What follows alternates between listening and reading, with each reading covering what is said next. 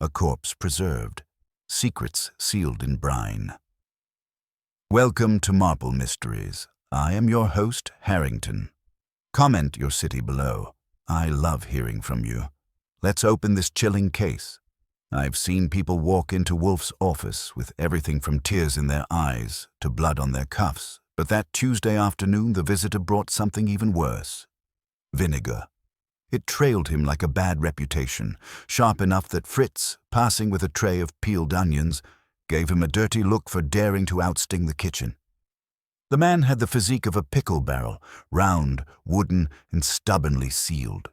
He wore a suit that had been tailored sometime before Eisenhower's first term, and a tie that looked like it had survived a brine spill of its own. He held his hat as if it were a weapon, or maybe a shield. His eyes, though, had that twitchy quality I know too well. The look of a man who's either about to confess something he shouldn't or ask for something he has no right to. I led him in with my professional charm turned down to a simmer. Wolfe was at his desk, pretending to be immersed in a book about medieval horticulture. He didn't look up. He rarely does until forced, and then only to prove that the interruption has ruined his day. "Mr. Wolfe," I said. "This is Mr." I glanced at the barrel. "Crenshaw," he supplied. "Elias Crenshaw." His voice was dry, which was something since nothing else about him was. Wolfe turned a page and muttered something that might have been "Pfui." I took it as license to continue. "Mr. Crenshaw has brought with him a scent strong enough to pickle the orchids upstairs. He says it's urgent, that got Wolfe's head up. Only the mention of his orchids or Fritz's food supply can do it." He fixed Crenshaw with a glare sharp enough to shave cucumbers. "Your business?" Crenshaw shifted, clutching his hat. It's about a body." That word always changes the air in the room. It's like someone opened a window onto a funeral parlor. Even Wolfe put his book down, which for him is as close to gasping as it gets. "A body," Wolfe repeated, savoring it. "Yours?" Crenshaw blinked. "What?" No, someone else's, but His hands twisted the hat. "I found it. In my factory. In a vat. Wolfe's tone flattened. "Of what?" "Pickling brine. Now I've heard of stiff drinks and stiff collars, but this was my first stiff in a pickle jar." Crenshaw rushed on, as if saying it fast enough would make it sound less absurd. "We run a pickle works down in Red Hook, Crenshaw and Sons. Old family concern. This morning, one of the boys noticed. There was a man, floating, in the number 4 brining vat." Dead Wolfe closed his eyes. Maybe to picture it, maybe to keep from retching. I wasn't sure which. "Why not call the police?" I asked. "Because someone had to." "I did," Crenshaw said miserably. "But then I thought, Mr. Wolfe, everyone knows you have a way of untangling things, and this could ruin us. The police will ask questions, make insinuations. Reporters will run wild with it. A corpse in a pickle vat. It will be in every headline. I need discretion. I need someone who can find the truth without turning my factory into a circus." He looked from me to Wolfe like a man begging for sanctuary. The vinegar smell was worse when mixed with desperation. Wolfe groaned, leaned back, and closed his eyes again. His lips moved. I recognized the routine. He was silently cursing the human race for not evaporating overnight. "I should tell you," Crenshaw added quickly, "the man, the body, wasn't one of ours. Didn't work for us. At least not officially. We don't know who he was. That put a wrinkle in things. If he didn't know the victim, the vat had just turned from workplace accident to murder mystery with garnish." Wolfe opened his eyes and pinned Crenshaw. "Sir, do you imagine for one moment that I will leave this chair to dip my nose into a vat of vinegar and cadaver?" No, Crenshaw stammered. "Of course not. I didn't mean—" "Then why are you here?" "To hire you. To find out who he was. How he got there." Why Wolfe snorted, which in his dialect meant, You're either an imbecile or interesting, and I haven't decided which. I studied Crenshaw. He wasn't the sort who usually darkened our door. He had too much factory dust under his nails and too little polish in his shoes. But there was something else, under the vinegar and sweat. Something that said he was more scared than he was willing to admit. And Wolfe, for all his bulk and bluster, is a connoisseur of fear. "Archie," Wolfe said finally, "get details." That was my cue. I pulled out my notebook, clicked the pen, and went into my routine. "All right, mister. Crenshaw, start with when you found him, who was there, what the cops said, and why you think you need us instead of Lieutenant Rowcliffe and his merry men." As he talked, haltingly, with more sweat than syntax, I got the picture. The body had been discovered at dawn by one of the factory hands, a boy named Manny. The police had been called, the body fished out, carted to the morgue. No ID on him, no wallet, no papers. Just a soaked suit and a pair of shoes that had seen better sidewalks. The cops shrugged, muttered about vagrants, and said they'd see what the coroner turned up. But Crenshaw wasn't buying it. He swore the man hadn't just stumbled in. The vats were sealed at night, the gates locked. Somebody had put him there, and Crenshaw was terrified it would point back at his family or his workers. When he finished, Wolfe had his eyes closed again. He looked like a mountain taking a nap. Finally, he rumbled, "Pui, you come here, reeking of vinegar and folly, to entangle me in police labor. A corpse in a vat. Who cares?" "I do," Crenshaw said, his voice cracking. "And you should, mister." "Wolfe, because someone left this in my office." He reached into his coat pocket and produced an envelope, already puckered with brine stains. I took it and opened it. Inside was a single sheet of paper, typed, the letters smeared as if damp. The message read, "One pickle down. More to come." That got Wolfe's eyes open all the way. Mine too. "Archie," he said softly, "get Mr. Crenshaw a chair, and tell Fritz to bring beer. This will take more than vinegar." Crenshaw sat on the edge of the red leather chair as if it might reject him for being improperly brined. He clutched his hat in both hands, turning it until the fabric threatened to fray. Wolfe had signaled for beer, which Fritz delivered with his usual hauteur, eyeing our guest as if he were about to pour the stuff over his head instead of in a glass. Wolfe drank, set the glass down, and folded his arms across the immense acreage of his chest. "Mr. Crenshaw," he said, "a message left in your office, coupled with a corpse in your factory, signifies deliberate provocation. Why you? Why now?" Crenshaw licked his lips. "That's what I can't figure. My family's been in pickles for 4 generations. We've got competitors, sure, but nothing bitter enough for murder. Our factory's solid, our workers loyal, but—" His eyes darted to me. "There have been disputes. Small ones. A supplier angry over contracts. A cousin, we cut him out of the business. He swore he'd—" Wolfe cut him off with a wave. "Names, mister." Crenshaw proper nouns, not vague shadows. He named them. A supplier called Jenks, who had been loud about losing a contract. A cousin, Oliver Crenshaw, who had once run a share of the factory, but had been pushed out after an incident involving misplaced funds. A union organizer nosing around who wasn't welcome. I jotted them down, keeping my face straight while my pen wanted to grin. A union man, a bitter ex-relative, and a spurned supplier. Already we had a pickle barrel full of suspects. "And this note," Wolfe said, tapping the sheet with one finger. "You are certain it was left in your office after the police departed?" "Yes. I went to call my lawyer. When I returned, 5 minutes no more, it was there. No one admitted to seeing who left it. But it was damp, as if it had been dipped." I leaned forward. "You're sure it wasn't some dumb joke by one of your men? Factory hands can get creative." He shook his head vigorously. "No, they wouldn't dare. They're as shaken as I am. Wolfe pursed his lips. Archie, accompany Mr. Crenshaw tomorrow morning. Inspect the premises. Inquire of his staff, observe his vats, and determine whether the police overlooked anything of consequence.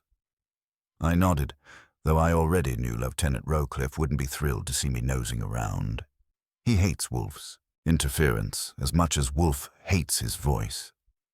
Crenshaw looked relieved enough to sag 2 inches lower in the chair. Thank you, mister. Wolfe, I'll pay your fee, whatever it is. Just find out who's doing this before more bodies turn up. Wolfe gave him a glance that could pickle cucumbers on the spot. That is premature. I have not consented to the case. You have engaged Archie for preliminary inquiries. Whether I proceed depends on what he brings back. That will be all. Dismissal is an art form with Wolfe. Crenshaw rose clumsily, muttering thanks. I saw him out, promised to meet him at the factory at 9, and shut the door. When I returned, Wolfe was glaring at the note as if he could unpeel its secrets with brute eyesight. Archie, he said, the phrasing is childish. 1 pickle down, more to come. It is designed to mock. That suggests someone familiar with his business, perhaps intimately. Attend carefully to this Oliver Crenshaw. Resentment is a potent brine, I said. I'd put Oliver on the top of the list. Then I asked, and if tomorrow I find nothing but vinegar and gossip? Wolfe grunted. Then we shall decline further involvement. The police can have their vat. I refuse to squander my time unless there is a mind, an active, malevolent mind, at work. That was as good as a green light. When Wolfe pretends he's not interested, he's already laying out the chessboard. The rest of the evening went as expected. Dinner was squab stuffed with mushrooms, a Fritz specialty. Wolfe chewed methodically while I chewed over the day. When the coffee came, Wolfe pronounced the blend acceptable and retired upstairs to his orchids, leaving me with the note on my desk and a feeling in my gut that I was being set up for something that would taste worse than brine. At 9 the next morning, I met Crenshaw at the factory. The place sprawled across 2 blocks in Red Hook, squat brick buildings with smokestacks belching a smell that made me want to swear off sandwiches for life. Crenshaw led me through the gates, where a handful of workers gave us looks that mixed suspicion and relief. Inside, the vats lined up like obedient soldiers, round iron tubs filled with cloudy liquid. I couldn't help picturing the body bobbing in there like an unwanted garnish. The men I questioned were cooperative enough, though nervous. Manny, the one who'd found the corpse, swore he had come in to check the vats before dawn and spotted the body floating belly up. He nearly fainted, but had the sense to call the foreman. None of them claimed to know the dead man. No one admitted to seeing anyone slip the note into Crenshaw's office. I kept my questions sharp and my ears sharper. What I got was contradiction. Manny said the vats were locked at night. Another worker said sometimes the night watchman left them unlatched for convenience. The foreman swore he checked every lock before going home, but he also admitted the padlocks were cheap. By noon, I'd walked through every corridor, poked at every office, and was beginning to smell more like vinegar than the factory itself. Crenshaw hovered, offering explanations I didn't ask for. It was clear he was desperate to point blame anywhere but at himself or his people. Before I left, I took another look at his office. The desk was tidy, except for a faint damp mark where the note had sat. I crouched to examine the wastebasket. Inside were 2 torn envelopes, both addressed to Elias Crenshaw, both with postmarks from Oliver Crenshaw. One was recent, less than a week old. The handwriting on the torn scraps screamed anger even in pieces. I pocketed the fragments without comment. Crenshaw pretended not to notice. Back at the brownstone that evening, Wolfe was waiting in his chair, surrounded by the safe familiarity of his books. I laid the scraps on his desk beside the note. He didn't touch them. He merely glanced, then raised his brows. Archie, he said, I dislike vinegar. But I dislike coincidence more. This will proceed. And just like that, the case of the pickled corpse was officially ours. Wolfe didn't reach for the scraps or the note. He let them sit like two appetizers he intended to judge by scent alone. He leaned back, tented his fingers, and closed his eyes, which is how he digs trenches. I gave him 5 seconds before he began to assign me chores, and I was generous. He took 3. "We require a circle," he said. "Not of competence, of culpability. Arrange interviews." Here his eyelids lifted a sliver. "Tonight and tomorrow. Proximity will distress them into candor." "Oliver, Jenks, and the Union man?" I asked. "And you want Manny for dessert?" "Bring the foreman instead. Manny will echo him." "Also," Wolfe added, with that mild tone that means the decision is granite, "the plant chemist, if there is one." Brine received secrets. I phoned Crenshaw and pried out a roster. It came quick enough to suggest he'd been carrying it in his pocket like a talisman. The cousin was at a furnished hotel on West 46th, the kind where the wallpaper doesn't match the window views. The supplier, Wilton Jenks, ran his grief from a midtown office that sold condiments and swallowed pride. The union organizer, one Alonzo Birch, occupied a side street storefront with a card table, 2 chairs, and a bulletin board that said "Dignity" in thumbtacks. The foreman was Bill Rusk, and the chemist, a Miss, note the Miss, said Crenshaw, Clara Voss, who calibrated salt like a surgeon. I scheduled Rusk and Voss at 11 the next morning in our office, along with Jenks at noon, Oliver at 7 that evening, and Birch later if he'd consent to come into an establishment with carpets thicker than his budget. Birch voted no, but said I could come to him if I brought my ears open and my mouth shut. I promised him a 50% success rate. Wolfe, who hates night work as a matter of religion, made a face at the hour for Oliver. "If we must entertain a Crenshaw after 7, let us at least protect the upholstery," he muttered, and Fritz placed a crocheted antimacassar on the red chair as if it were a shield. I started with Oliver, since resentment ferments faster than brine. The lobby smelled like overcooked radiator, and the elevator sighed like a weary aunt. Oliver himself had the look of a man who once slept on money and now slept beside it, remembering how it used to feel.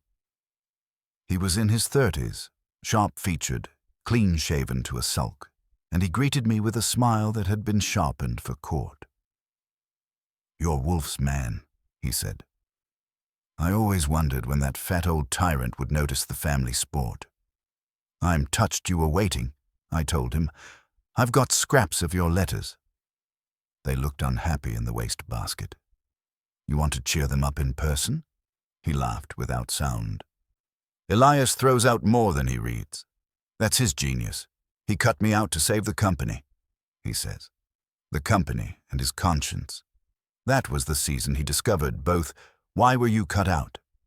"Because I loaned myself some cash to balance a mistake," he said lightly, as if confessing to stealing a pickle spear.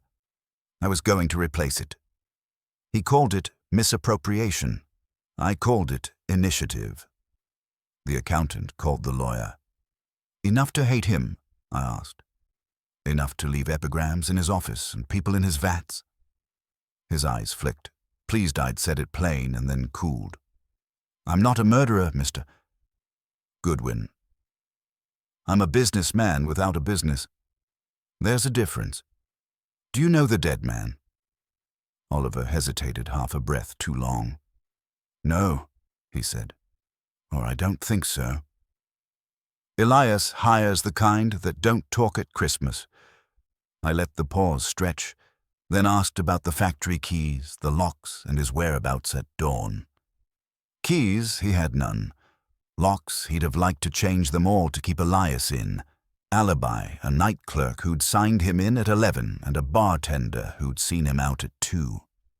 The body, by the timeline, could have been soaking while he was soaking up rye, and he was happy for me to check. "Tell Wolfe I send him my sapid regards," he said at the door, "and tell Elias I hope he finds what he's looking for." One pickle down. He stopped himself, But he wasn't fast enough to keep his mouth from shaping the line. Then he winked. It's a catchy phrase, isn't it? He always liked slogans. Back on the street the rain had started, thin and spiteful.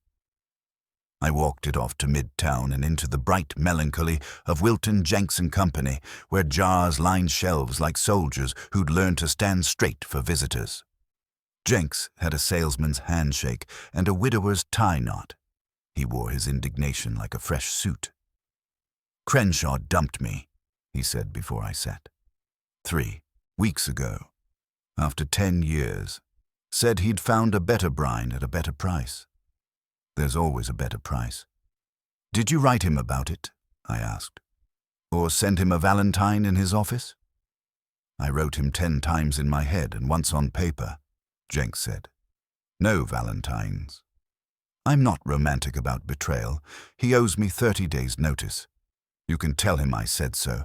Tell Wolfe too if it helps him digest. Where were you before dawn yesterday?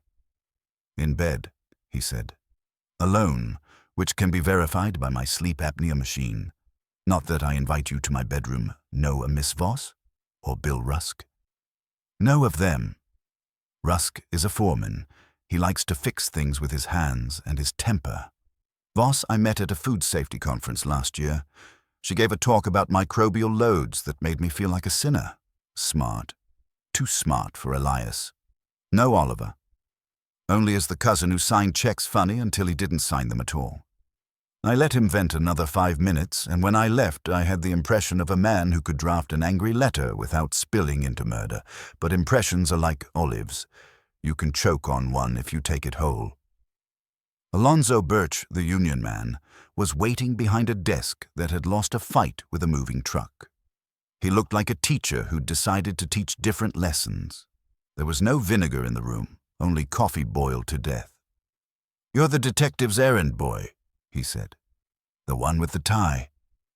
I'm the one with questions, I said, and we got down to it. He'd been visiting the plant for 2 months, passing out cards and caution, and he'd made headway with some of the men until management told the men to stop listening or stop working. He admitted friction with Rusk, whom he called a stovepipe with fists. He denied knowing the dead man. He denied notes, threats, and vats. He had a witness for the dawn hours, a night janitor in this building who listened to him talk himself hoarse until sunrise. Your pitch, I asked, does it include 1 pickle down? He stared at me, then smiled in the slow way of a man who files faces. Cute. That's not how I do solidarity. By the time I climbed the brownstone steps again, the rain had decided to be honest about itself. I shook it off in the hall. Wolfe was in his chair with a book about cabbage. He set it aside with a noise that meant the cabbage hadn't earned its keep. Report, he said, and I did, giving him Oliver's wink at the slogan, Jenks' sleep and grievances, Birch's polish and alibi, and a mention that tomorrow we'd collect Rusk and Miss Voss under our roof for closer sniffing. He listened without blinking.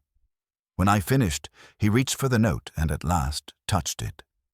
Oliver is volatile, he said. He quotes. That inclines me to him, but Mr. Jenks's resentment is cultivated, and Mr. Birch's denial is too clean. Archie, have Mr.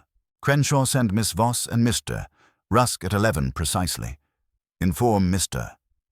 Crenshaw he is not to attend. You want them unchaperoned, I said. I want them unpickled, he said. And Archie, before bed, call Saul. Not to work. Yet. To listen. We may require an air in Red Hook that does not smell of vinegar. Saul's ears come seasoned, I said. Good. Wolfe closed his eyes. Then let us see, he murmured, who salts the truth. At 11 on the dot, Wolfe came down from the plant room smelling faintly of damp bark and righteous fatigue. Fritz had arranged 2 chairs at angles that forced visitors to turn toward Wolfe, not each other, and had placed a tray with 3 glasses of water, as if he intended to baptize someone if things got out of hand. I had the front door timed to my watch. Miss Clara Voss arrived first. She was late 20s, maybe early 30s if you were being cruel, with a face designed for microscopes, steady, unadorned, and more interested in edges than curves. She carried a small black notebook the way a priest carries a book of hours. When I took her coat, she watched where I set it, not because the fabric was precious, but because she liked variables accounted for. Wolfe didn't rise, of course. He gave her the nod he reserves for strangers who might say something worth keeping. Miss Voss, you supervise the brine. I formulate and verify, she said, and put the notebook across her knees. Her voice was clean and cool as distilled water. Mr. Crenshaw insisted I come, so I'm here. But if this becomes a circus, it won't, Wolfe said. I loathe circuses. I started her with the easy stuff and let Wolfe cut in where he fancied. She'd been with the factory 2 years, hired after a contamination scare that hadn't reached headlines. She checked salinity, pH, microbial counts. She calibrated thermometers and corrected men with big hands and little patience. The morning of the body, she'd been called after the police. She had examined Vat 4 because the foreman wouldn't let the men near it. What did you observe? Wolfe asked. Besides the obvious? She flipped the notebook open with her thumb. The pages were a snowfall of numbers. 2 things. The salinity in Vat 4 was lower than it had been during the evening checks. Someone diluted it between 10 at night and 4 in the morning. Diluted, I said. To what end? To make a body sink less, she answered, meeting my eyes like a teacher catching a boy with gum. Brine at our target density would float a human more readily. Lowering density could change buoyancy, depending on clothing and gases. If someone wanted to control when a body rose, they might tinker. Wolfe grunted, the appreciative kind. And the second thing? Odor, she said. Not vinegar. Clove, faint but distinct. We don't use cloves. It's an antiseptic, yes, and sometimes used to mask unpleasant scents. It doesn't belong in our vats. Who besides you knows that, about density, about masking? I asked. A bored high schooler could know the first, she said. The second requires either reading labels or thinking. Both are rare in our building.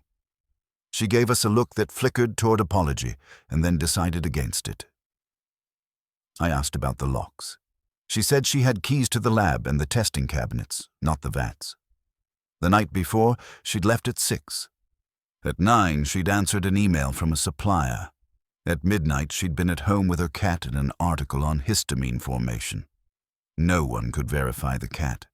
She didn't seem troubled. Your opinion of Mr. Rusk? Wolfe asked. Bill is competent and stubborn, she said. He thinks precision is something you teach with a hammer. And of Mr. Crenshaw, Elias wants to be careful and fast, she said. He can have one. And Mr. Oliver Crenshaw. For the 8 months he was around when I started. She shrugged. He liked doors that were already open. She closed the notebook and glanced at Wolfe's desk, where the brined note lay under a paperweight. If you're taking this seriously, keep an eye on access, she said. People behave around vats the way they behave around water coolers. They congregate and gossip, and sometimes they toss things in. Will you leave your notebook? Wolfe asked, as if requesting a sugar bowl. Her hand stayed on it. No, but I can leave a copy of yesterday's entries and last week's logs. That will do, Wolfe said, and slanted me a look. I took her to the front room and put her at the phone. She made 3 neat photocopies and handed them over. When she left, her eyes had done a complete inventory of our hall. Rusk arrived 5 minutes later with the smell of old smoke in his clothes and the posture of a man who sits on boxes instead of chairs. He had forearms like bread loaves and a nick healing across his knuckles. Let's do it fast, he said to the room. I've got men who think a measuring cup is a suggestion. Wolfe watched him as a botanist might watch a beetle that had wandered into the wrong terrarium. I went to work on locks and keys. Night locks got checked by Rusk before he went home, he said, and by the night, watch when he remembered. The vats were chained but not sealed like safes. He kept keys to the pump room. The watchman had keys to the gates. Miss Voss had no business near the vats unless she was sampling, which she did by the book. Manny was nervous, yes, but not a liar. The body had been a mess, and Rusk had kept the boys back because men spook and then they talk. "What about a note left on your boss's desk?" I asked. "Hear any footsteps doubling as poetry?" He scowled. "I heard about the note.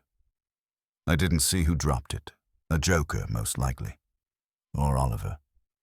"He's got a mouth you don't, like Oliver," I suggested. "I don't like thieves," he said, "and I don't like Alonzo Birch.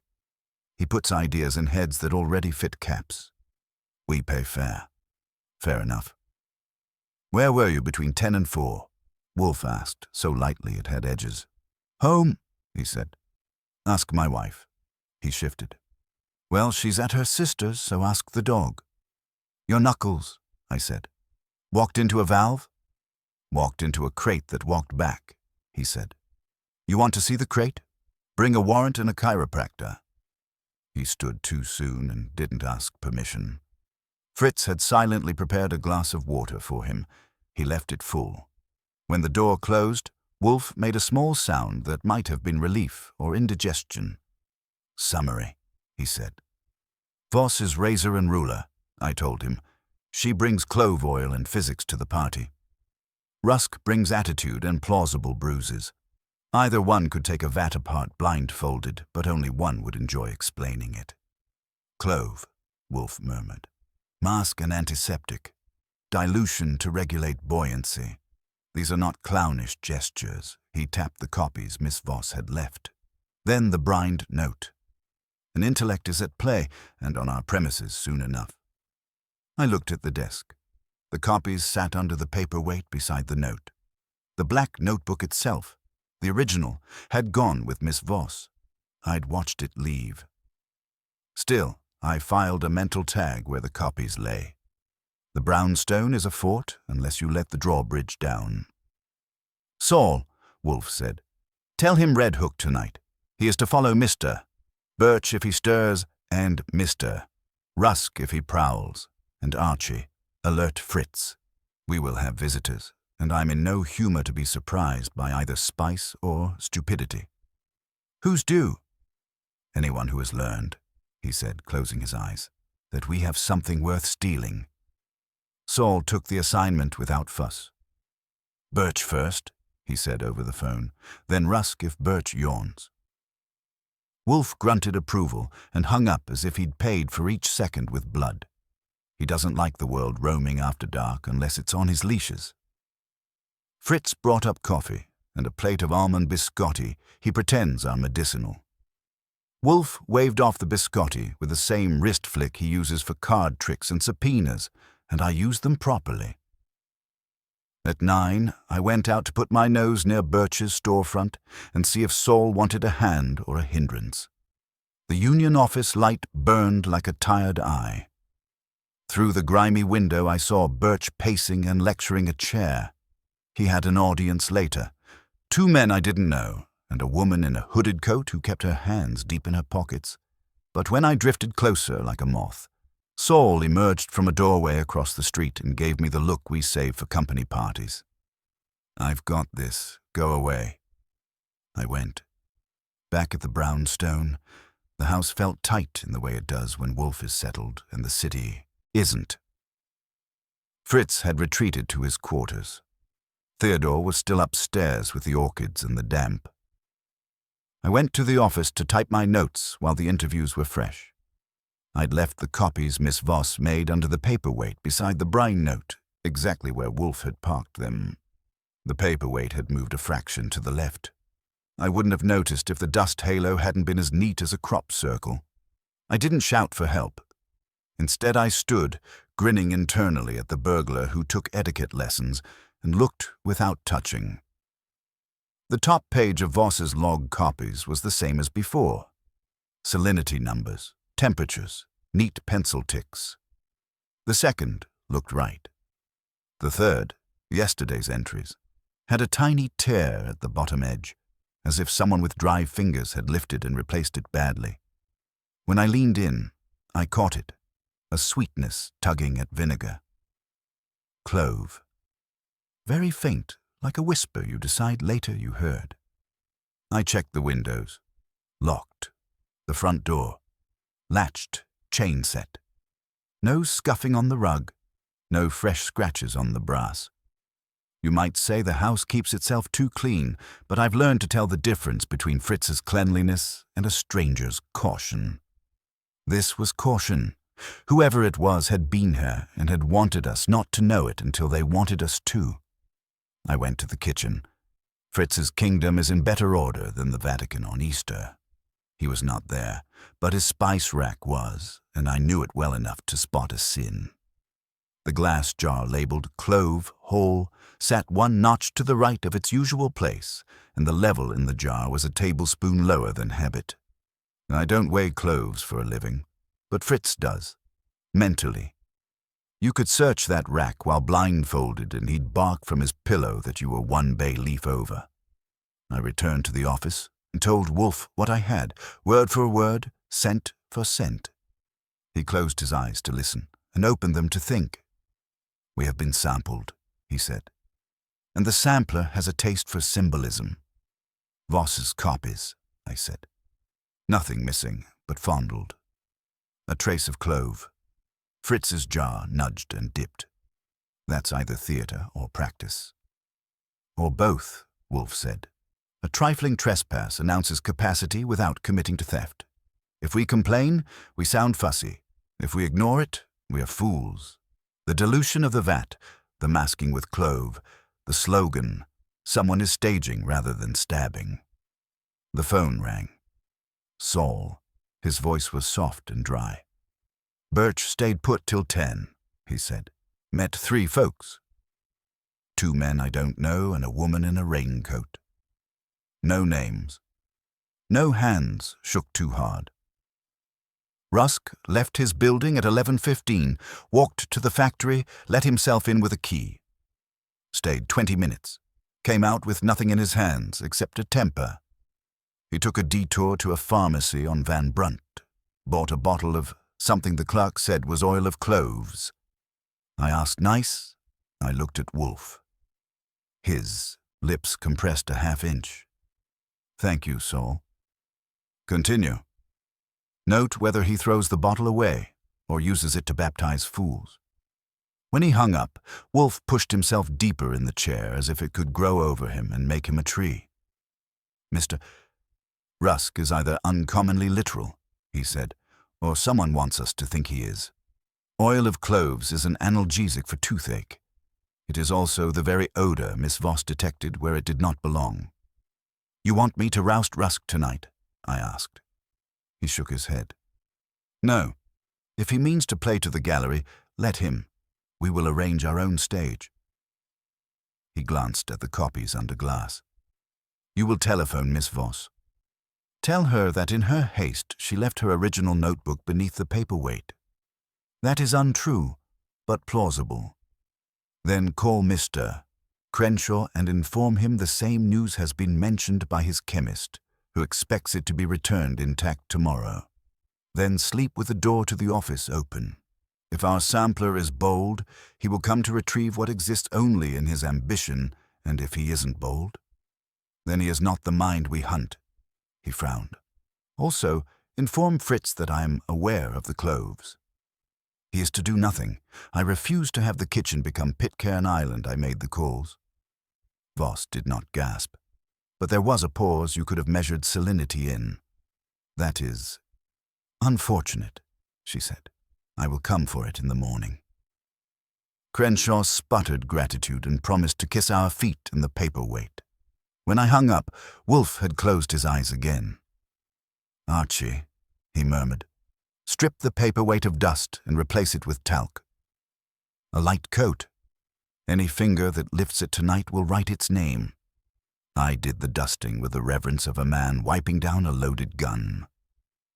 I sat in the hall with a book I didn't read and a chair that squeaked if I breathed. The house went still and old. At 1:20, a board near the office gave a small, definite complaint. Not a creak, an opinion. The clove came before the shadow. Whoever it was moved like a man who learned the brownstone from memory he shouldn't have, and their hand, when it reached for the paperweight, left a clean oval on talc that would look very fine in the morning light. I didn't move. Wolfe had said we were not to catch fish yet. We were bait. The weight lifted, hovered, and eased back into its ring of pale dust. Footsteps receded as gently as they had come. When the silence had deepened enough to push, I stood and looked. The oval was sharp, the size of a thumb. Beside it, where the copies lay, a single page had been removed. Not yesterday. Last Thursday. The entry on a late shift test, VAT 4, salinity 21.8, adjusted upward per foreman's request.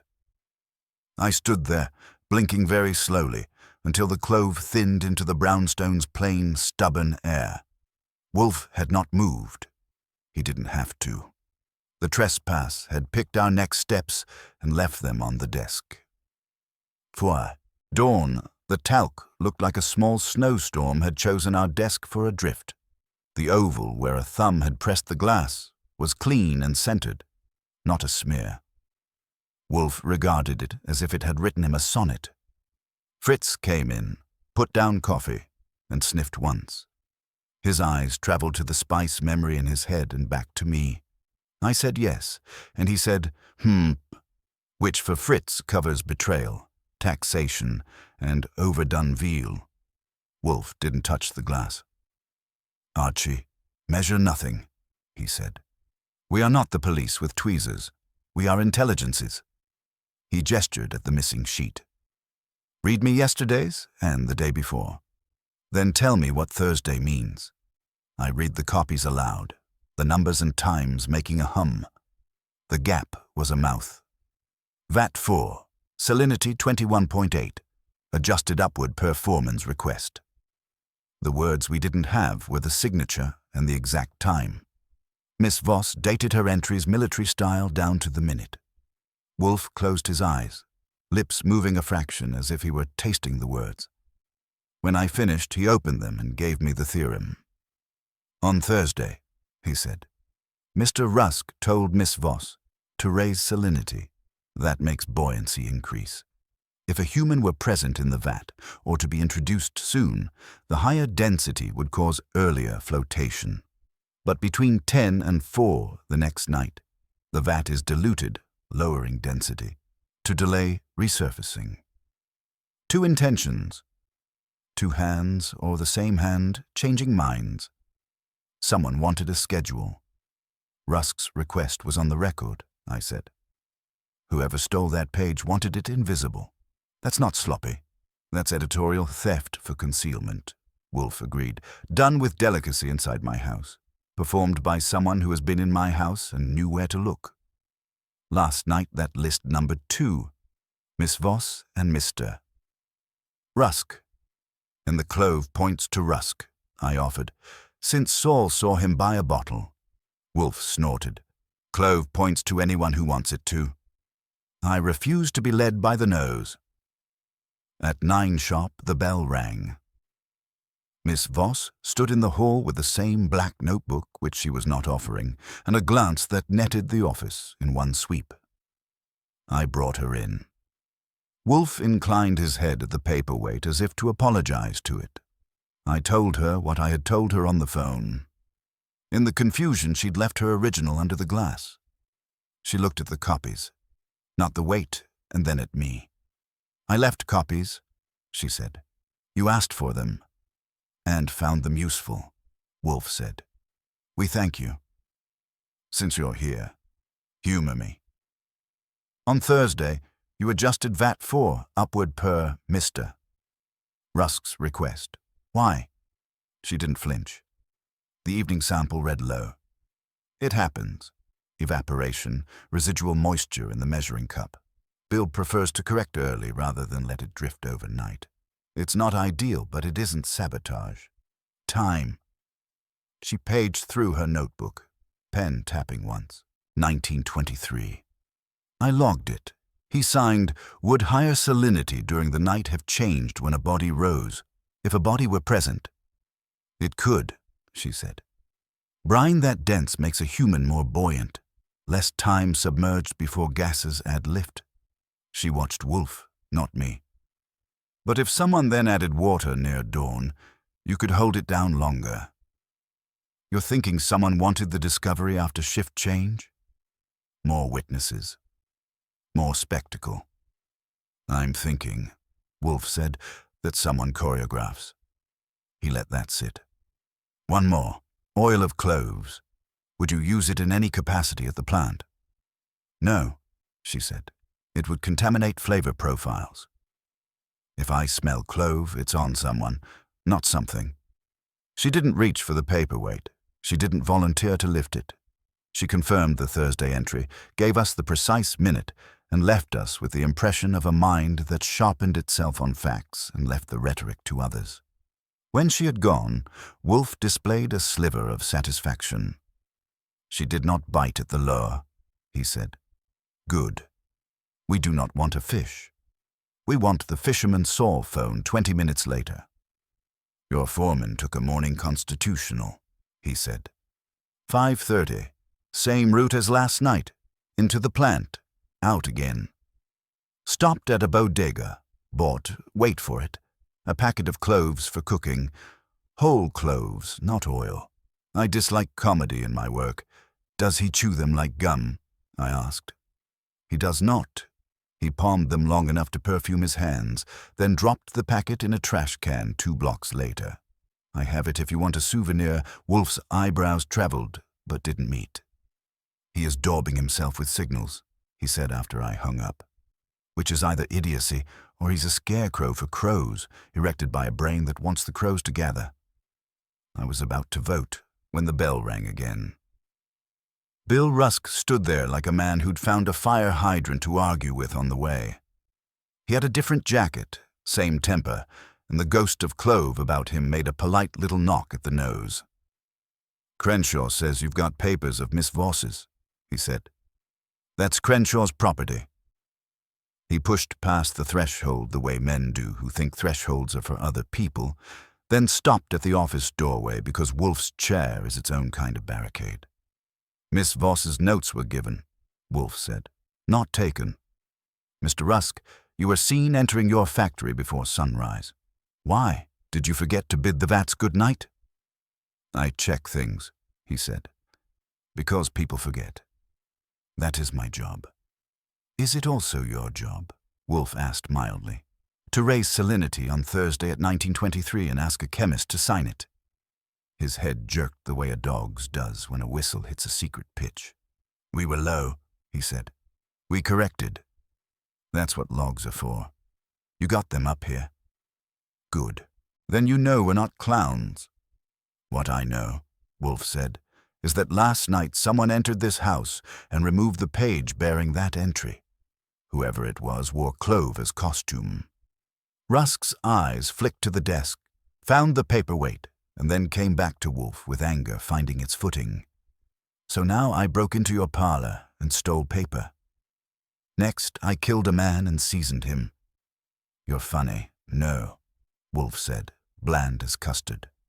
"I'm hungry, and I will be fed. Soon.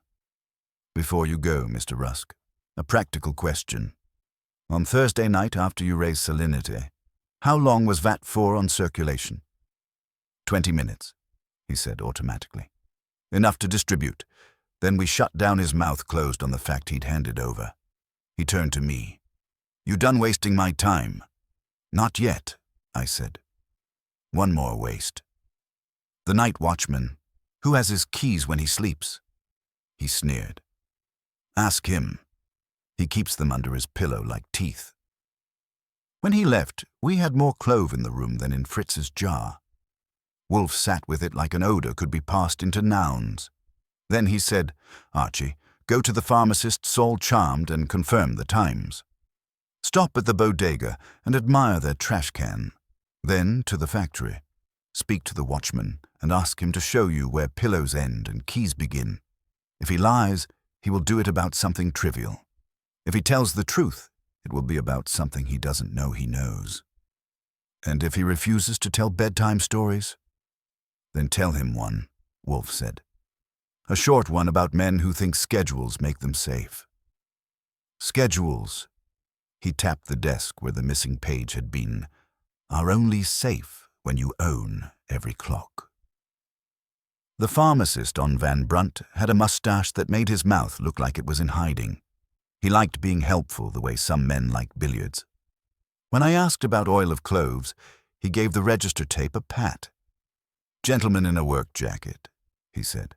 "Bought it at 11:32 last night. Said toothache. I pointed out a dentist. He pointed out his wallet. He consulted the tape again.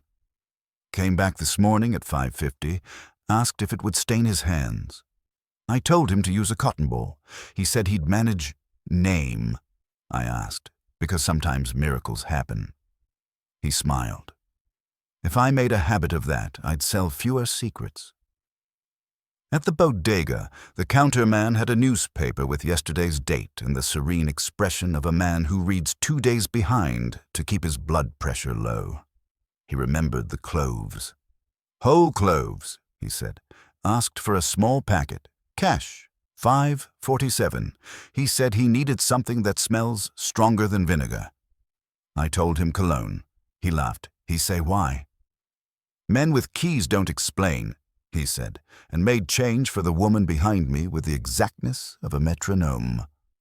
At the factory, the gates were open to day shift, and the Eton's familiar vinegar wall hit as if it had been waiting. I found the watchman in his booth with a thermos, and the look of a man who had discovered that the world keeps moving even when he shuts his eyes. His name was Halpin, gray hair like steel wool, hands that shook less when they cradled a cup. "You keep your keys under your pillow?" I asked. He blinked once, then twice. "My wife took the pillow," he said. "We had a difference over snoring. Now I keep them where I keep them." He patted his breast pocket. The chain looped to his belt told me he was at least half honest. "Thursday night," I said. "After 1923. Anything abnormal?" "All nights are abnormal after midnight," he said, which was true and not helpful. I tried again. "Someone called you early yesterday morning," I said. "From inside. Asked you to do something." His eyes flicked, hunted for a safer subject. Failed to find one. "We get calls," he said. "If the floor manager forgets his lunch, I get a call. If a pump complains, I get a call. If the union man breathes, I get 3. At what time?" He sighed and reached for a ledger that had seen better pens. He ran a finger down the page and stopped. 3:12.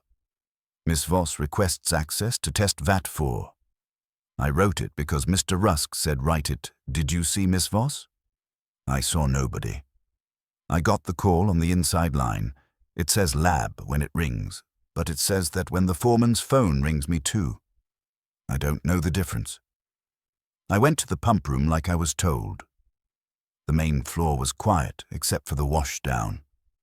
I heard water run and the circulation kick for a minute. I stayed at the door. It ain't my business to watch the brains do their thing.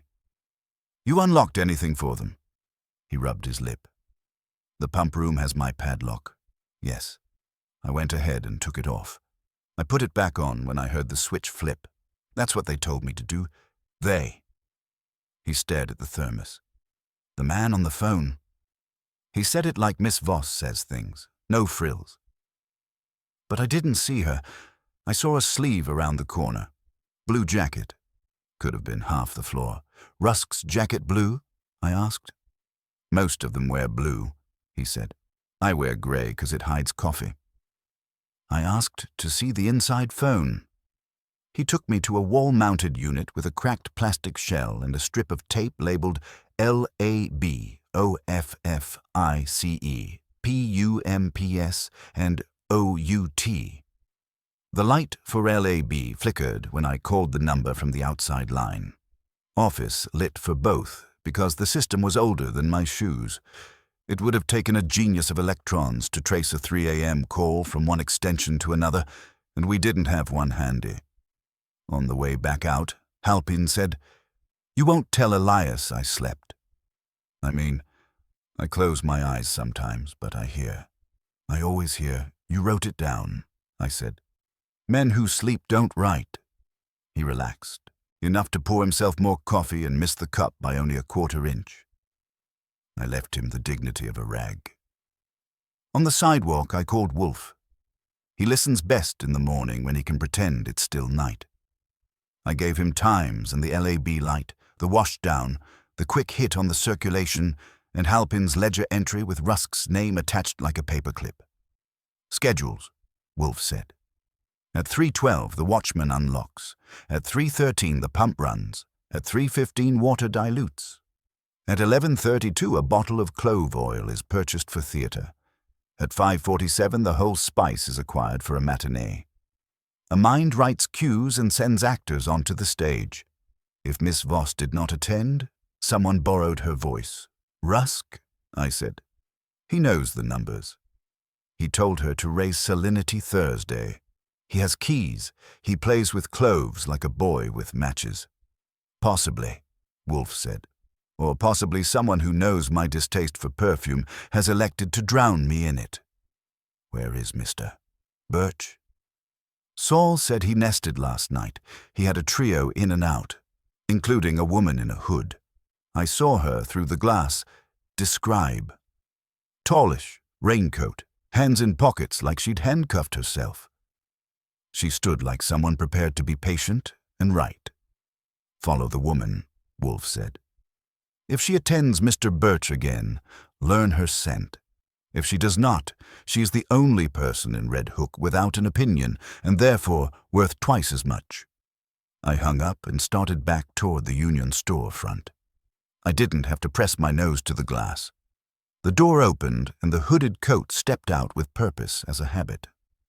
She clocked me without caring and headed east. I tailed her 2 lengths behind until a reflection in a deli window showed Saul's hat arrive from the other side. He tipped it the way a magician introduces the rabbit, and I fell back. She didn't lead to any romance. A laundromat, a check cashing place, and then a narrow building with a buzzer panel full of taped names. She pressed 3B and went in. Saul joined me at the corner. "Name on the mailbox?" I asked. "None," he said. "But there's a flyer on Birch's board with a tear where a phone number used to be. Someone wanted privacy. The woman's shoes say office, not floor. She carries weight like she signs paychecks or reports. Miss Voss?" I said, and answered myself. "No, our chemist doesn't hunch. And she smells like ethanol, not laundromat soap." "Also," Saul said, "your foreman is back at the plant and standing in the yard practicing Clueless with 2 cops." "Rowcliffe?" I said. "Mercer?" Saul said. "Rowcliffe will come later to be loud. For now, they're quietly asking who has access to phones." I rang Wolfe again. He said, "Good. Let Mercer collect affidavits that say nothing. Archie, bring me Halpin's ledger entry. Borrow it long enough to copy the page, then return it before he misses his pillow. On your way, ask Mr. Jenks a question he will enjoy answering, whether he sells clove oil in bulk to any plant in Red Hook. Then come home. I'm done with coy. Tonight we shall invite everyone who dances to a room where no one can move." "Office gathering," I said. "Not yet," he said. "Positioning. First we take away the clock they think they own." He hung up. The rain started again, not yet serious, like a rehearsal. I looked up at 3B and didn't see a face, only a curtain that had been taught not to twitch. When schedules run your life, you learn to watch clocks.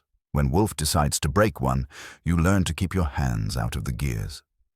Halpin didn't like parting with his book any more than Fritz likes parting with cream, so I didn't ask. I set the ledger under the window light, took a sheet from my pocket pad, and copied the whole Thursday block longhand, including the crooked tail on his 3 and the little tick he makes after every time, like he's saluting the minute. When I finished, I slid the ledger back into its groove on the shelf and put his pencil exactly where his fingers would remember it. He watched, then nodded, the rare nod men reserve for someone who left their tools better than found. "You ever get a call like that before?" I said, tapping my copy. Middle of the night, inside line, "Miss Voss requests access?" He squinted at a previous page and ran a finger down 2 days. "Last week," he said. "Tuesday. Not the lab. Said office. 2:10 a.m. Foreman requests brief circulation of 4. I unlocked pumps, heard the motor kiss on and off, wrote it down. Nobody thanked me then either. I took the date and minute. "Who told you to write it?" "Rusk," he said, with the resigned look of a man who has one boss at a time, no matter how many men shout. Jenks's office had upgraded to a second plant on the windowsill, an aloe that had been talked into staying alive. He spread his hands when I asked about clove oil. "I sell supplies," he said, "but I don't sell folk cures. Oil of cloves is for grandmothers and bartenders. If a plant wants to mask odors, they buy ozone machines and a lawyer's letter that says their neighbors smell fine." "Anybody in Red Hook ordering clove oil in bulk?" I asked. "In bulk?" He snorted. "Ask the church. They put it in pomanders at Christmas. Ask a pharmacy if you want fancy. We carry bleach, caustic soda, sanitizer packs, and a pep talk about safety. I told Elias that a year ago when he wanted samples for a tasting room, some PR fool had pitched him on tours. He dropped it when he realized vinegar was honest and people aren't." "Elias asked you," I said. "Not Oliver." "Oliver doesn't ask," he said. "He suggests with a hand on your invoice." He leaned back. "If you're trying to hang clove on me, take it down." It isn't my smell when I got back to West. 35th. Wolfe was arranged with a book he wasn't reading. I gave him Halpin's 2:10 from last week, Tuesday. His 3:12 from yesterday. The pharmacist's times to the minute. The bodega man's aphorism, and Jenks' sermon on bulk cloves. He held the data the way he holds a mouthful of trout he intends to swallow in order. "Good," he said. Our choreographer rehearsed. Tuesday, a small circulation in vat 4 in the small hours. Friday, salinity raised in the evening. Saturday, discovery at dawn, preceded by dilution. The hand moves twice, revises once. Someone learning a machine and then learning people. Rusk's name sits next to both watchman entries, I said. "Names sit where they are put," he said. "Mr. Rusk dictates the watchman's pen. That proves only that Mr. Rusk likes records when he controls them, and theft when he does not." The phone rang. Saul, again. "Your hooded friend came out at noon," he said. "Went to Red Hook by bus, not car. She walked past Birch's office without looking and kept on to the Crenshaw Administration Building. She has a key. She went in the side door marked payroll. 10 minutes later, she came out with a folder and went upstairs.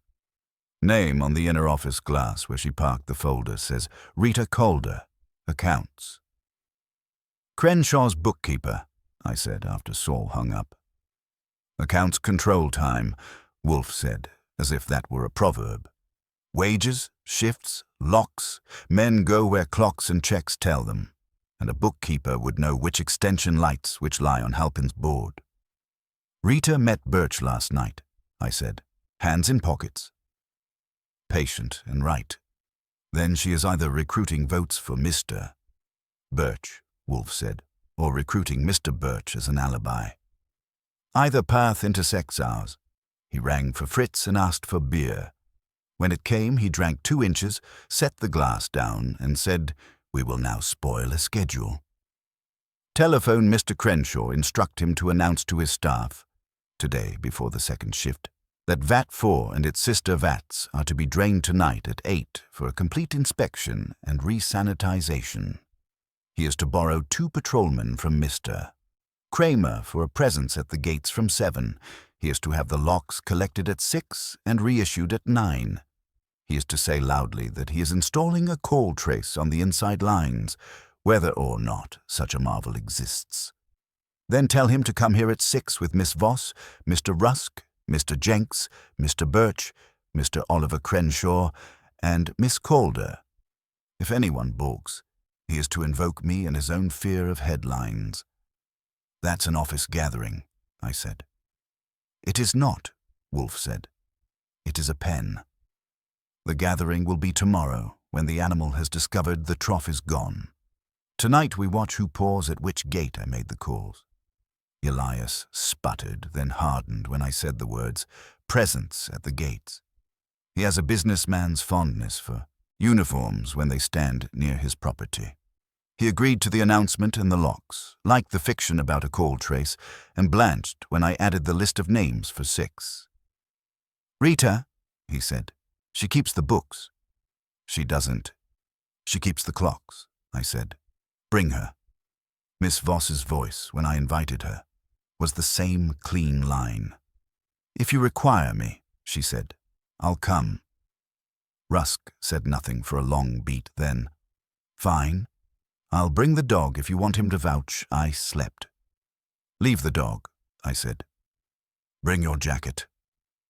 Jenks made noises about being a supplier, not a suspect. I told him we were questioning grievances, not invoices. Birch laughed in my ear and said he adored any room where the boss and the foreman had to share water. Oliver simply said, at 6. I'll dress for brine. At 5:30, Saul called to say Mercer had wrapped his quiet round and Rowcliffe had begun his loud one. Your bookkeeper, Calder, answered questions by putting numbers in the air, he said. Rowcliffe hates arithmetic. At 7, the gates get uniforms, I said. At 8, the vats go dry.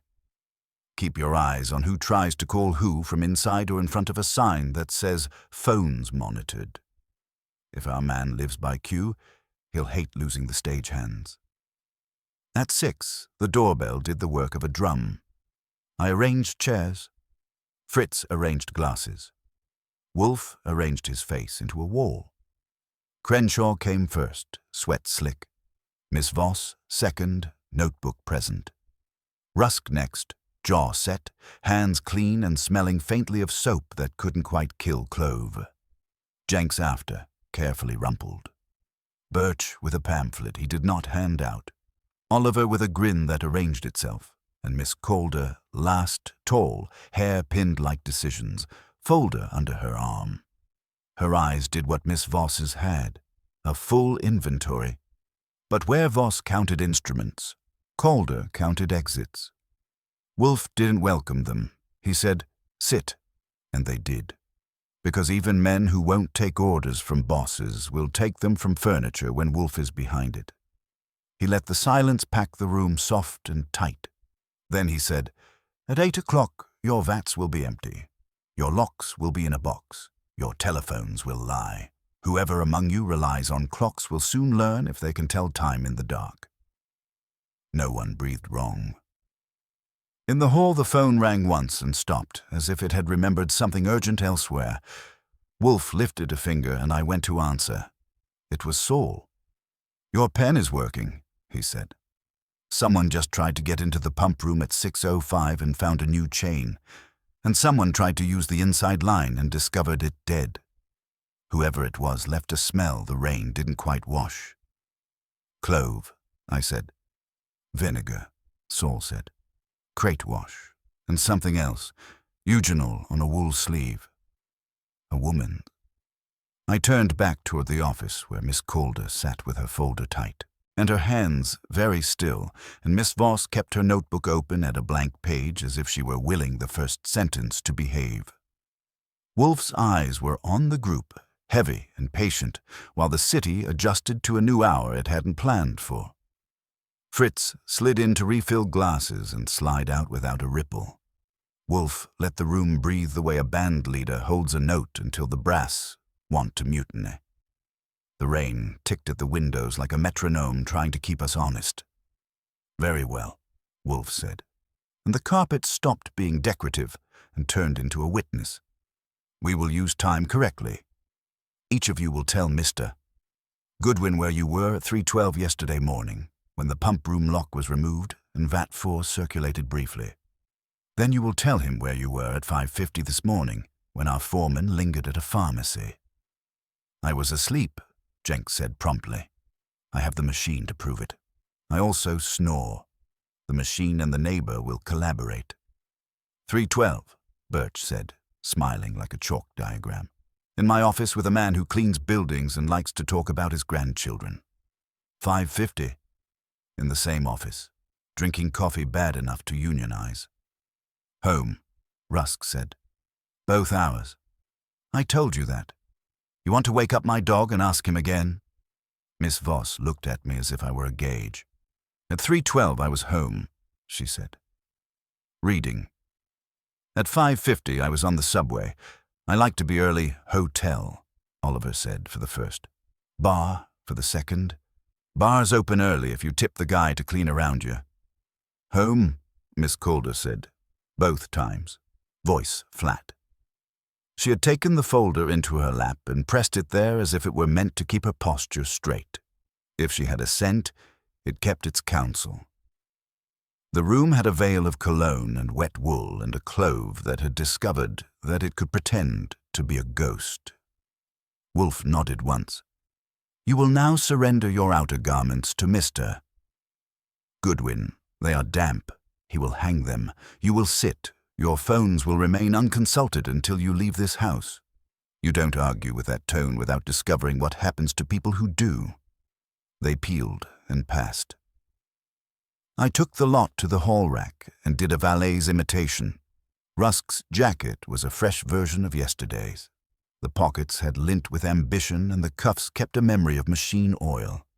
Jenks's suit smoked the slow tobacco that clings to men who missed dinners. Birch's raincoat had stapled pamphlets in its inner pocket and the smell of meetings.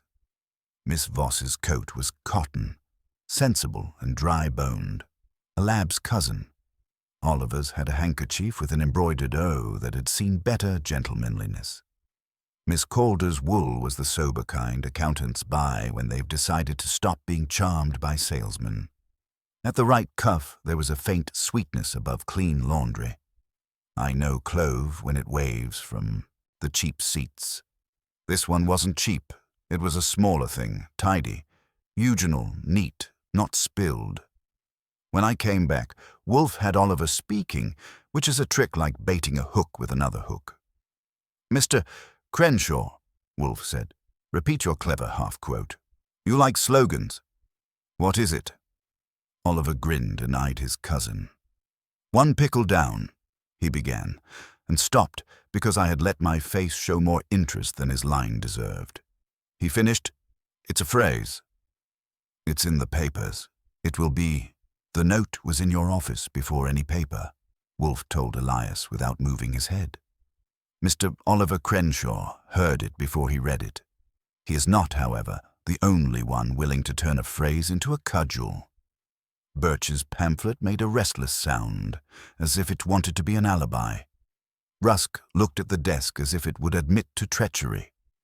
Miss Voss sat with her notebook open to a blank page that didn't blink. Miss Calder didn't move except for the left hand, the one not pinning the folder, flexing once as if it remembered adding machines. The phone buzzed and didn't ring. I picked up. Saul. Your plant, he said, is developing opinions about locks. The gates have uniforms, the inside line says no, and somebody tried the pump room again. Female, height 5'8" or so, wool coat. Went away when she heard the chain. She smell like a spice rack? I asked. Like crates in a dentist's office, he said. You have company who's missing a sleeve? I told him we had all sleeves present and accounted for, and got back before Wolfe's impatience shifted the chair springs. He watched my face, saw what he needed, and set his hands like weights on a scale. Schedules, he said to the room. Each of you depends on them, Mr. Rusk to make men move, Mr. Birch to make them stop, Mr. Jenks to make invoices age gracefully, Miss Voss to make molecules behave. Mr. Oliver Crenshaw, to make resentment ripen on time. Miss Calder, to make wages appear and vanish like polite ghosts. Someone among you is frightened of clocks and therefore seeks to own them. Elias's jaw had been trying to learn to be decisive. If this is about payroll, he began, and stopped at Calder's glance. It wasn't a glare, it was an arithmetic sign placed between them. Later. Wolfe's lips curved without cheering up. We will not rummage in your books tonight, Mr. Crenshaw, we are not auditors. We are arrangers. You will all go home. Your factory will perform its theatre at 8. Its stage will be bare. Its telephones will lie. Its locks will be collected and then returned. If the hand that uses cue and scent and schedule requires a stage hand, it will show itself. Mr. Goodwin will be present. Lieutenant Rowcliffe, alas, will be present. Mr. Saul Panzer will be where he needs to be. You, he added, looking at Miss Calder, will be at your desk through the dinner hour. I advise honesty with Lieutenant Mercer now, rather than ingenuity with Lieutenant Rowcliffe later.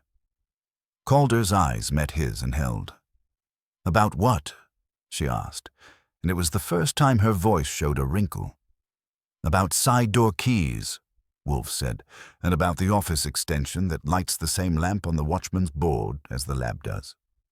About overtime cards you issued on Tuesday for a man who does not exist, and about a ledger entry at 2:10 that your foreman dictated last week because he believed the paper would protect him. About the simple arithmetic of men who owe money and men who hide it in schedules. You have 10 hours to decide whether to be a witness or a wall. That did a tidy thing to the room. Jenks's indignation put on a tie. Birch's smile became professional. Oliver's grin learned to blink. Rusk made a fist and put it on his knee like he was reminding himself where to find it. Miss Voss drew a line on her blank page, not quite a sentence. Elias swallowed and found his throat was narrower than it had been. I collected the coats. As I helped Miss Calder into hers, the sweetness at the cuff leaned at me and I let it, then stepped back to see if she would show the weight of a sleeve that had knocked a chain with more hope than sense. She didn't. Her hands were steady and the folder angled to protect itself. You've made a lot of noise for drains and chains, she said to me softly. Does he always? Only when people think clocks will forgive them, I said. They don't. They filed out. Birch paused to tip his pamphlet at me like a hat. Rusk gave the door frame a look that made it think about splinters. Oliver took the rein as if it were applause. Jenks folded his resentment and put it in his pocket. Miss Voss left the page with a single straight line on our desk without noticing. Miss Calder went last, footsteps precise, carrying the folder as if numbers could be convinced to change religions by posture alone. When the hall was quiet, Wolfe grunted. He looked at the straight line and said, "That woman is accustomed to covering other people's errors at a scale that makes hers feel small." He shut his eyes. "Archie, go to the plant for the draining. Stand where men who have lost a prop begin to improvise. Whoever calls the cue will not wait for morning." "And when they do?" I asked. "Tomorrow," he said, "we will have the gathering this circus deserves." Tonight, we let the ringmaster trip over his own ring. The plant at 8 smelled like a shipyard that had developed a grudge. Police uniforms were stationed at the gates, their breath steaming in the rain. The vats hissed as pumps drove brine out to sewers, the sound like organs being drained for transplant. Men stood in knots, muttering. Crenshaw hovered with his hands jammed in his coat as if he wanted to apologize to the entire neighborhood. Rusk prowled the perimeter, jaw clamped, while Birch handed pamphlets to men who didn't want them but took them anyway. Jenks arrived late, looking both smug and damp. Miss Voss stood near the vats, watching gauges, calm as a chalkboard. Miss Calder was in the admin office upstairs, light glowing behind her window like an accountant's halo. I kept moving, Saul shadowing from the other side of the yard. At 9:30, the vats were nearly empty, exposing iron walls streaked with residue. The men watched in silence, as though waiting for a ghost to bob up. Instead, there was only brine and metal. Rusk cursed at nothing. Birch muttered about symbolism. Wolfe's plan was doing its work, taking away the stage, denying the hidden hand its cue. Then it came. One of the inside phones began to ring, muffled but sharp in the drained silence. The watchman Halpin fumbled for his board. The LAB light blinked. He looked up at me, pale. "Lab line," he said. "No one's in the lab now." I sprinted with Saul to the extension. It rang once more and cut off. The cord was still warm in my hand. Outside, in the yard, Rusk shouted that somebody had tried the pump chain again. By the time I got there, he was waving the broken padlock in his fist. Too convenient. We gathered them the next day in Wolfe's office, all 7 of them, the rain having washed no one cleaner. Wolfe sat huge and immovable, yellow silk cravat gleaming, the brined note on his desk like a piece of theatre property. He opened with the tone of a man explaining why gravity exists. Someone wished a body to be found in a pickle vat. They rehearsed with the pumps and the watchman, adjusting salinity on Tuesday at 2:10 and again Thursday evening at 1923. They added water near dawn to delay the float. They left a message, 1 pickle down, to mock. They introduced clove to mark their presence. These acts required access, timing, and an illusion. Last night, deprived of vats and telephones, they attempted again. It was enough. He turned his head an inch toward Rusk. "You, sir, are a convenient villain. You bark, you bruise, you buy clove oil under the eyes of witnesses. Too much. You are painted to be suspected." "Someone wanted you obvious." Rusk slammed a fist on his knee. "I told you." "Silence," Wolfe said, and the word had weight. "You were made a scarecrow." The mind we seek does not scowl. It calculates. He shifted to Miss Voss. "You observed dilution, smelled clove, and left your records neat. When a page was stolen here, you did not protest. You knew it said nothing of you. You attested and did not flinch. That, too, is not guilt." Voss inclined her head slightly, as if recognizing accuracy in a lab result. "Mr. Oliver Crenshaw," Wolfe went on, "you had motive. Resentment. You also had the phrase, 1 pickle down, on your tongue too quickly. But you lacked access. You no longer had keys, authority, or subordinates to deceive. Your mischief is verbal, not chemical." Oliver smirked, unoffended. "Mr. Jenks, Mr. Birch, you have grievances, but you lacked precision. You are men of noise, not calibration. A floating corpse requires rehearsal." Jenks grumbled. Birch smiled thinly. At last, Wolfe turned to the bookkeeper. "Miss Calder, you control the accounts, the overtime cards, the inside extensions. You can make a call appear to be from the lab when it is from your desk. You issued phantom overtime for a man who does not exist to explain away entries on the watchman's ledger. You had the keys to the side door and knew which locks would be opened by loyalty, not suspicion. You dabbed clove on your sleeve, not oil from a pharmacy, which leaves stains, but eugenol neat from dental suppliers you pay by invoice. A trace, enough to mislead without betraying. You thought to use Rusk as your mask, Miss Voss as your authority, Oliver as your chorus. You choreographed, but you misjudged. You relied on schedules. I broke them. Her hands, folded on the folder, didn't tremble, but her mouth thinned. Elias Crenshaw made a sound halfway between plea and accusation. "Why, Rita?" he asked hoarsely. She answered him, not Wolfe. "Because your cousin cheated, and you forgave him. Because your foreman wasted, and you excused him. Because your chemist corrected, and you thanked her. I kept the books. I kept you solvent, and you paid me in hours, in silence. The man in the vat. He was a lender, Elias. He came for the note you signed against my books. If the police had found him there, drowned in brine, it would have been scandal enough to ruin you. They would never ask who owed what. I was protecting what I had built. Her voice was steady, even gentle. Wolfe closed his eyes and exhaled. And so you arranged a corpse to be found, not to be hidden. You sought spectacle to mask arithmetic. That was your error. You confused notoriety with invisibility. Kramer arrived to take her. She rose without protest, folder in hand, as though she meant to balance the city's ledgers on the way. Rusk swore, Oliver laughed, Birch muttered, Jenks wiped his brow, and Miss Voss wrote a single number in her notebook, the date. When they were gone, the brownstone settled again. Fritz announced dinner.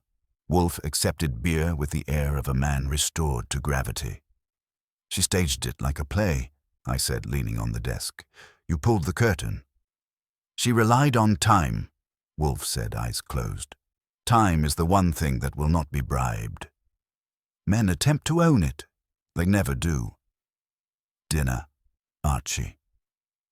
So we ate squab stuffed with walnuts, and I let the taste remind me that vinegar is honest, while clove, used wrongly, is only perfume for rot, and that Nero Wolfe, once again, had turned theatre into confession without ever leaving his chair.